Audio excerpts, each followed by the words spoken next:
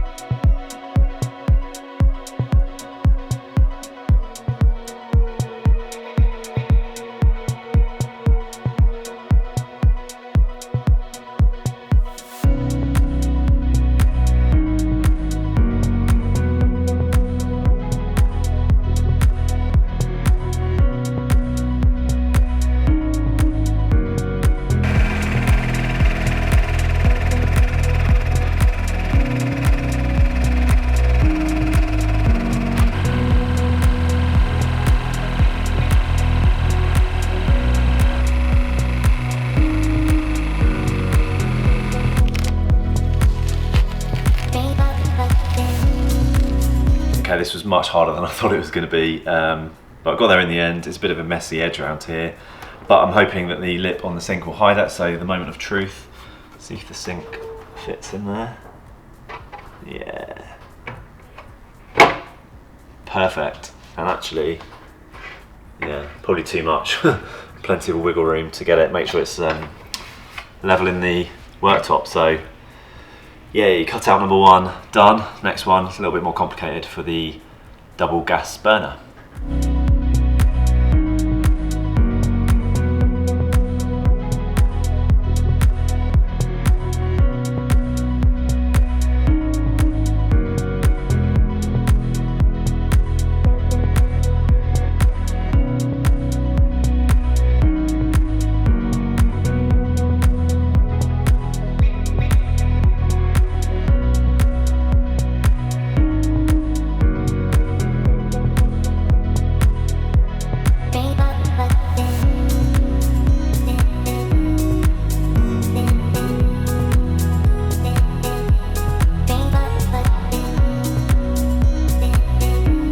You wouldn't want to look underneath, but from the top it looks pretty good. So the hob is in and sits nicely in place, and then the sink as well, which is good. So I basically need to put a hole there for the tap, which I need to go and buy a new hole saw for. So I'm going to do that tomorrow, and today we'll move on to the drawers next.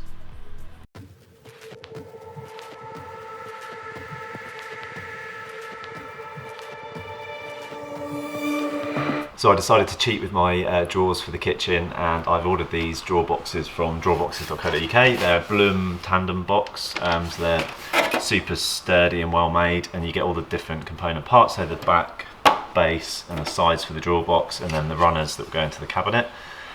So basically I need to build these, get the runners in place and make sure they fit and everything's square in the cabinet. Get these in, and then I can fix the worktop.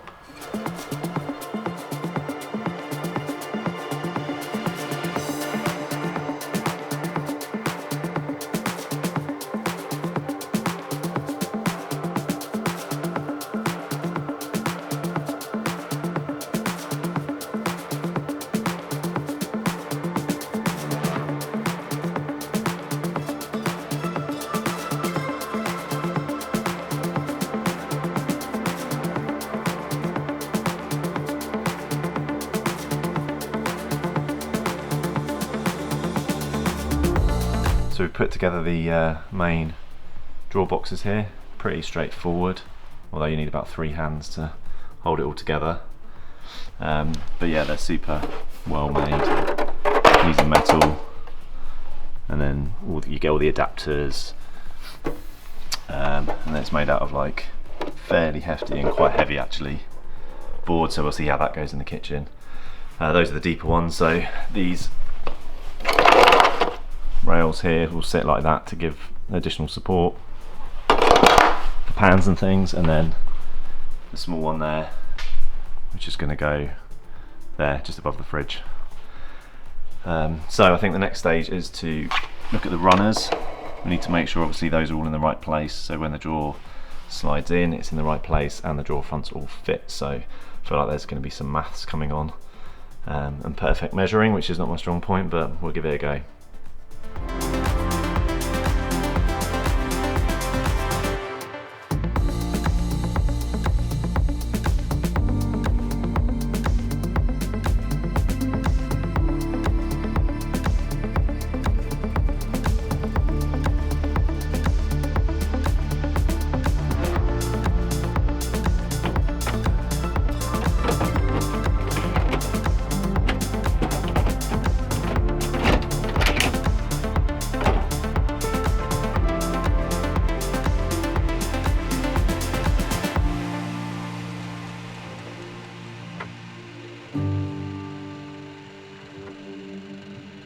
So the first drawer is in, and it actually stays shut, which is good, and is all nice and level. So yeah, really pleased with that. These are really good drawer runners, actually really high quality. I fitted the door as well over here because what I need to do is work out where I'm going to position the drawer front. So I need to work out how far it's going to overlap the frame here, and then I can mark on the back where I'm going to drill in the fixings, which will clip onto the front there. So basically put the door in place so I know how far over I can go. So I'm going to do that now, and then work my way up the drawers.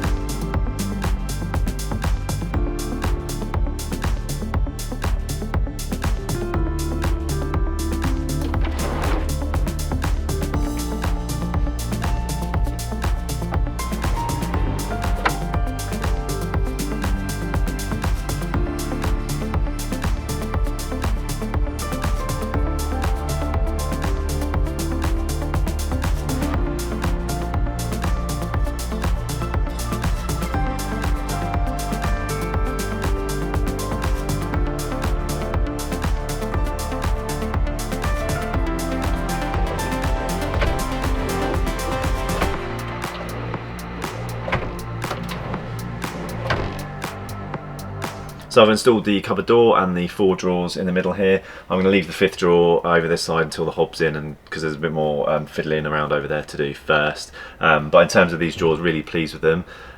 Yeah, they cost a bit more money than I was intending to spend, but actually they've made the process much quicker. Yeah, it takes a bit of calculations in terms of where to place and how to make the runners level, and also the drawer fronts to make sure there's a gap in between and it's all even, but it worked out pretty well and they're super sturdy. So the worktop's back in now, it's not fixed into place. Before I can do that, there's a few other little jobs to do. So the first one over here, I need to cut out a bit of the cross batten, or the supporting batten here in the carcass, to allow the hob to sink through, because it's a little bit further forward than I thought. For the sink, I've got to work out where to put the tap within the space available to me underneath and where it's going to work well for us. And then I need to drill the drain hole through the bottom of the van. Then I can fit in the bases of the units and all that kind of stuff. Oh, and also need to run the electric for the fridge and just make sure everything's neat and tidy under there before I kind of seal it all away. Once that's done, I can then CT1 the worktop on, and then install the hob and the sink. So we'll get on with those little jobs now. So one of the nice things about this solid laminate worktop is that you can actually sand the edges. So where you do a cutout, if you need to you know, tidy that up a little bit, or where I had issues with the blade getting stuck when I was actually cutting the piece to size, it's left some quite bad scorch marks along here. So you can use an orbital sander. I'm starting with 60 grit sandpaper and then working my way up to give a nice sort of polished finish once it's all ready. The other thing is it's quite sharp edged, so they recommend that you actually run along with just a handheld block just to take off the edge and the corner as well, because it's pretty sharp, but it does at least allow you to cover up any minor issues with a bit of sanding. So I'm going to do that now. We're going to focus on this piece first, tidy up a little bit around where the hob is because it's a bit jaggedy, and then just try and do a nice finish along the front.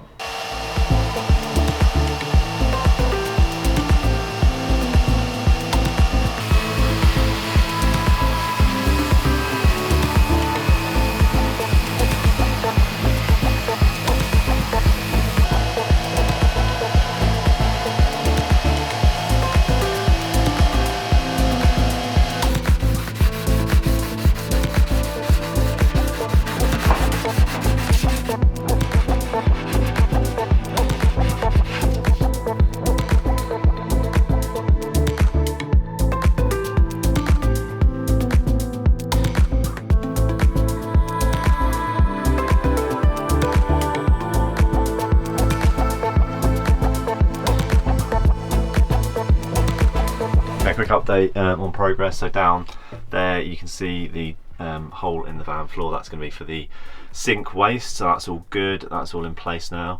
In here in the middle I've got the gas connector for the hob coming out under, and then it comes under here all the way up to the top there, ready for the hob to be fitted. And then this is where the fridge is going to go. So yeah, the fridge is going to kind of come in here. So I've built this like recess, so basically the hob has some space with a drop behind, so any issues the gas will hopefully go down the back there and out of the drop vent over here. So I've just been working out how best to do this. So what I'm going to do is the base piece the back piece fits in first, and that will screw against some blocks at the back. The base will then fit in, and then this top piece as well will fit in, so each piece is removable other than the back, which will come out last. In order to fit this top piece in, I've just screwed these blocks into the side, and then I'll be able to screw from underneath up into those to hold that in place, which means we can remove it if there's any issues. And then as you can see, there's one runner here for the drawer, so there'll be a small drawer with the front of the drawer covering that whole area there, so it'll look quite nice once we're done. So yeah, so just got to kind of put the finishing touches to just the blocks that are going to help me assemble this, and then we've got the gas ready to go, so we can get the worktop put in place and fixed.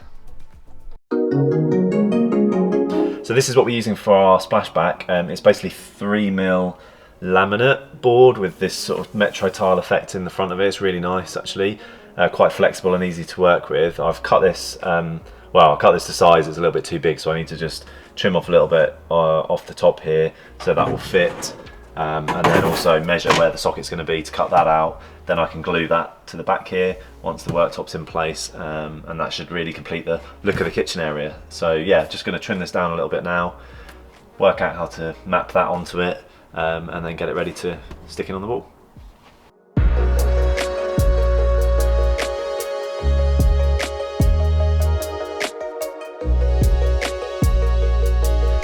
So a couple of things on this side where we've got the join with the carpet, and there's a cable that runs up there. I was thinking I'd have to build some kind of edging or something to hide it all, but actually I don't know if it shows very well on here, but this has got like a dark edge to it anyway, and when that's pushed up against the carpet I think it'll be okay. I don't know if you can make that out, but anyway, so I'm happy with this side. It's going to run from the side, match the side of the cupboard up here, and then all the way down at the bottom there. And then this side, originally I wanted to have that running and butting up against the trim there, but I mismeasured that for some reason. So what I'm going to do is trim it back to match the worktop edge there all the way up, and then I'm going to get a single piece of ply covered with carpet covering it, running all the way down to fill that gap all the way down to the ground down there, just to trim that end. think we're gonna have a curtain here anyway, so the curtain will be pushed up against the wall there, so I'm not too worried about that part. It's mainly this part over here, but like I say, I'm pleased with that. So one more cut on this piece and then we can look at the plug socket.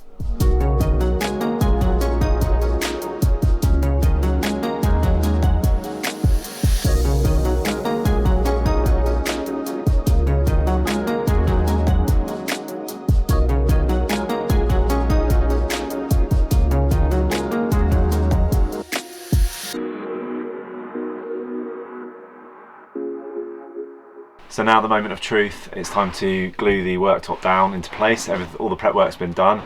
So what I'm going to do, I've lifted it up with these blocks, which means I can access all the top of the base units here, and I'm using this CT1 adhesive. I've got black just in case anything becomes visible, but I'm going to try and be careful. Apply that to the top of the surfaces here all the way around and on the dividers, and then lower this down into place. Put some weights on top and leave it. I think it takes about 12 hours to fully go off, and it should be rock solid then.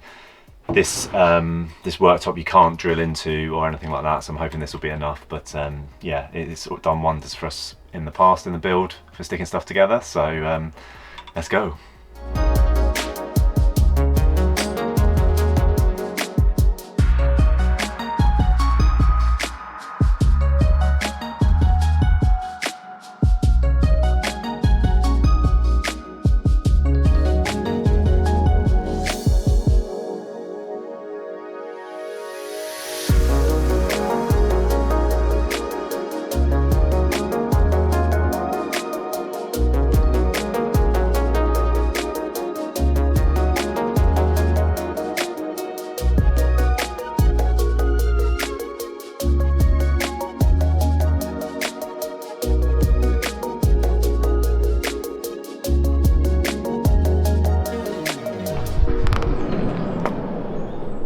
So we're back at home, the kitchen survived the drive home.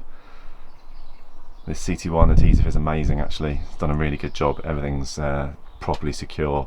I've gone through and done a bit extra as well where there are any gaps and just like literally gone to town with it. Expensive stuff but worth it.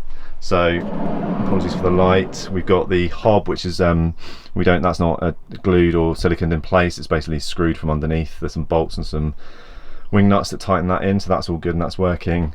Tap's the same. I still need to fit the sink, that does need some kind of adhesive or silicone. I just want to make sure that it doesn't kind of splurge out the edges onto the worktop, so I just need to be a bit careful with that. And then over this side I've actually got the fridge in position, so thankfully it fits, number one. And then just to work out, basically I've got the blanking plate in here but to protect below the hob. Though that draw runner which I put in before is too low, so that needs to go up a bit. To make sure the fridge has got clearance all around it, and I'm probably going to put some vents in at the back as well to help that hot air dissipate. And then the final thing on this sort of kitchen unit part really is how are we going to hold the drawers in while we're driving, because whilst they're sort of soft close they obviously don't stay put. So on the cupboard I've used these little roller catch things from Screwfix. They're really cheap, seem to do the job for the cupboard. Not sure they're going to do the same for the drawers though, so we'll do a bit of research on that, thinking maybe some kind of magnets or ideally maybe like a hook at the back that I can release, but we'll have a think about that. Yeah, and then we will have our kitchen unit.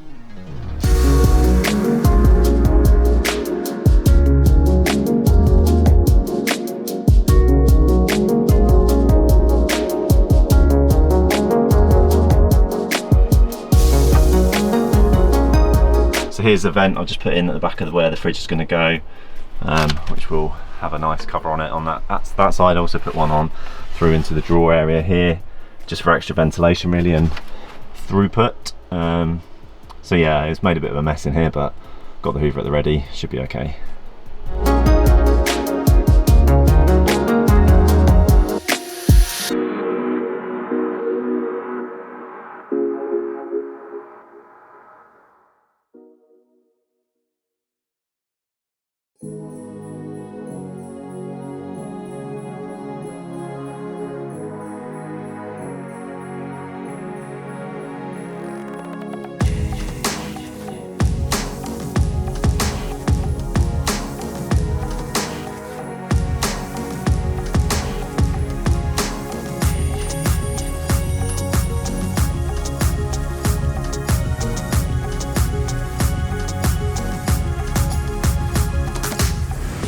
that's it, the kitchen is built, we've done it. It looks fantastic. We're really pleased with how it's turned out. I think the choice of the materials has worked out really well for us, despite some of the stresses with the worktop and it being a little bit more pricey. I think actually it was, yeah, a good choice to give us the look we wanted, and also the space and everything, where we've kept it 60 centimeters deep. We've got a decent space between the hob and the sink, which is what I was concerned about.